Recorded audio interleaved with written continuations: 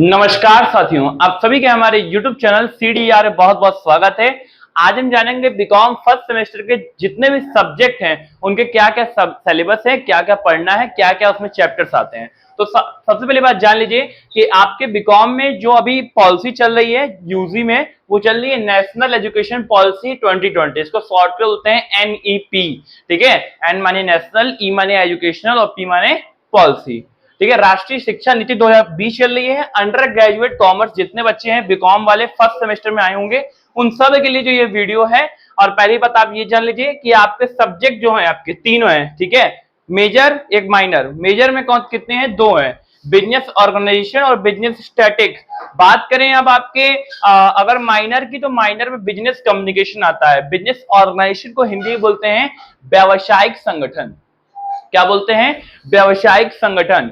बात करें business statics को, तो इसको हिंदी बोलते हैं व्यावसायिक, क्या बोलते हैं?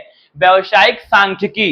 उसके बाद बिजनेस कम्युनिकेशन, इसको हिंदी बोलते हैं व्यावसायिक क्या? संचार। बात कैसे किया जाता है वो चीजें हैं। ठीक है, तो सबसे पहले हम जानेंगे बिजनेस ऑर्गेनाइजेशन। अब देखिए इसमें यूनिट 1 में जो आपके कंटेंट क्या क्या पढ़ना है। आपको पढ़ना है बिजनेस का कॉन्सेप्ट हो क्या होता है, बिजनेस की मीनिंग क्या होती है, बिजनेस का डेफिनेशन क्या होता है, बिजनेस कितने तरीके से किया होता है, क्या क्या कैरेक्टरिस्टिक्स हैं, क्वालिटीज हैं, मेरिट्स हैं, डीमेरिट्स हैं, ये सब इसमें जो है इंक्लूड किया जाता है। आगे क्या चीजें हैं? डिफरेंस पढ़ेंगे, इंडस्ट्री पढ़ेंगे, कॉमर्स पढ़ेंगे, ये सब चीजें जो है इंक्लूड होती हैं। यूनिट 2 में क्या आता है? Promotion of business.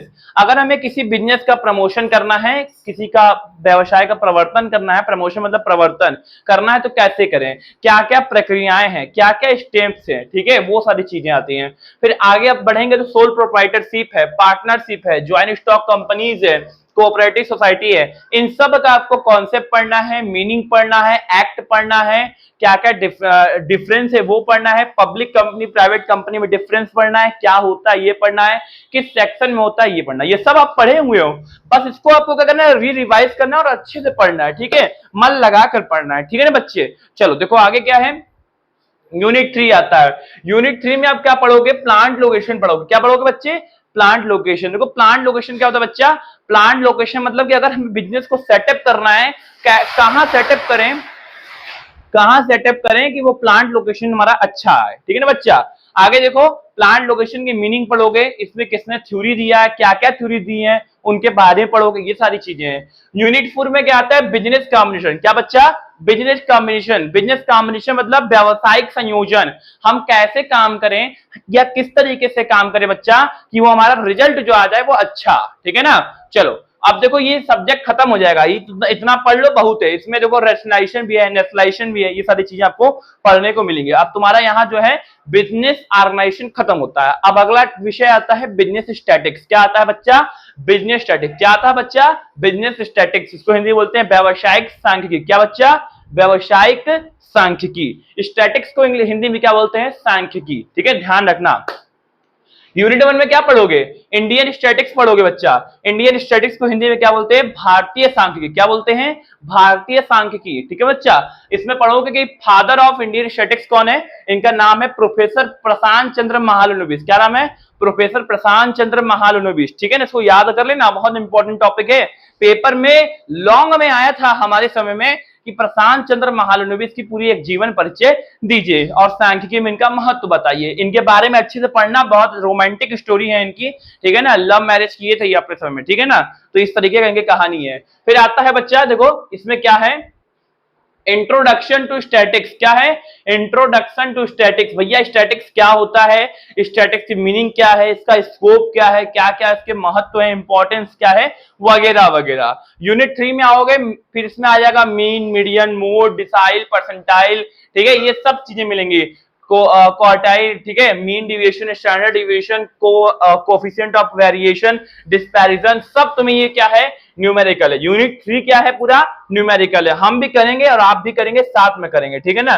फिर यूनिट 4 में आओगे तो कोरिलेशन मिलेगा, टाइप्स मिलेंगे, डिग्री ऑफ कोरिलेशन मिलेगा, मेथड स्कैटर डायग्राम मिलेगा, कार्ल पियर्सन कोफिशिएंट मिलेगा, ये सारी चीजें पढ़ने को मिलेंगे। यूनिट 3 यूनिट 4 पूरा जो है आपका। यूनिट 5 आता है, उसके बाद आसान है, इंडेक्स नंबर इसमें है, ठीक है।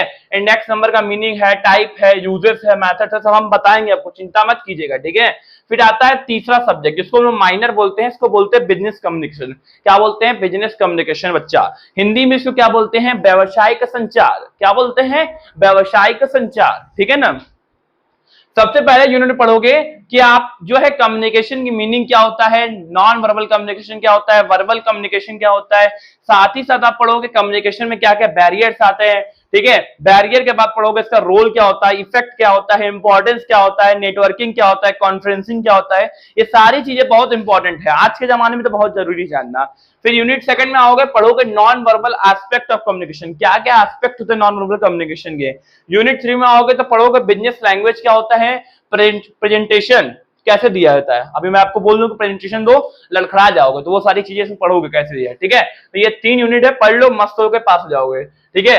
अब आता है को करिकुलर सब्जेक्ट। मैंने बताया था कि को करिकुलर सब्जेक्ट एक ऐसा सब्जेक्ट है जो बीए वाला भी पढ़ता है, बीकॉम वाला भी पढ़ता है और बीएससी वाला भी पढ़ता है, तीनों पढ़ता है। और इसका शर्त ये है, अगर इसमें फेल तो सब में फेल, इसमें पास सब में पास।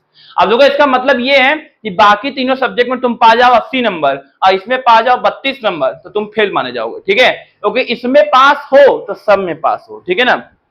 इस तरीके का है। देखो फूड न्यूट्रिशन एंड हाइजीन, आपने 8 में पढ़ा होगा, खाना खाने से पहले हाथ धोना चाहिए, कितने मिनट धोना चाहिए, हाथ धोने से कौन सा बीमारी होता है, ना धोने से कौन सा बीमारी होता है, केला खाने से कौन सा विटामिन मिलता है, संतरा खाने से कौन सा विटामिन मिलता है। यही सब जो है पेपर में आता है, बच्चों वाला क्वेश्चन, एकदम जैसे छोटे छोटे नन्हे मुन्ने बच्चे नहीं पढ़ते हैं, वो सब आता है, ठीक है ना। इस तरह के क्वेश्चन, ठीक है बच्चा, इसको आराम से पढ़ोगे तो बड़ा मजा आएगा, ठीक है ना। कितना खाना चाहिए, उसमें क्या क्या डाइट लेना चाहिए, प्रोटीन कितना खाना चाहिए, विटामिन कितना लेना चाहिए, कार्बोहाइड्रेट कितना लेना चाहिए, ठीक है ना। हम लोग खाना खाते हैं, दाल खाते हैं, रोटी खाते हैं, सब्जी खाते हैं, चावल खाते हैं, पानी पीते हैं, पानी भी तो खाने का हिस्सा ही हुआ, ठीक है। अब मिठाई होगा तो मिठाई भी खाते हैं, ठीक है ना। तो ये सब में क्या क्या मिलता है, कितना खाना है, कितना कंजप्शन करना है, कितना ग्रहण करना है, ये सब कौन बताता है?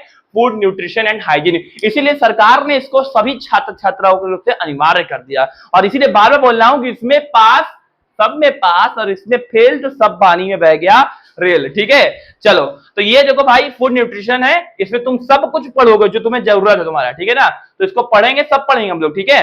फिलहाल में आज हम लोग सिलेबस पर चर्चा कर रहे थे, सिलेबस हम लोग चर्चा कर चुके हैं, ठीक है। सिलेबस पर ऑलरेडी हम लोग का बातचीत विचार हो ही चुका है।